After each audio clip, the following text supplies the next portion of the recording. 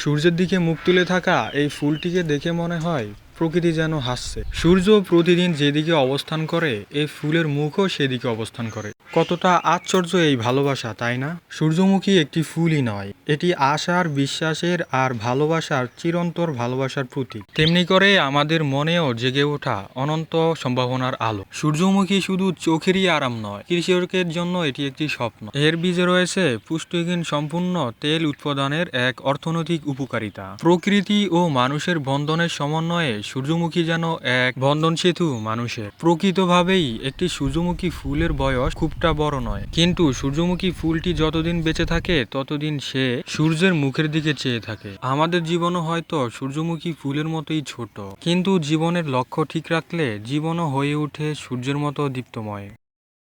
তো যাই হোক, আজকের ভিডিও এই পর্যন্তই। ভালো থাকবেন, ভালো রাখবেন আপনার চারপাশ। খুদা হাফেজ।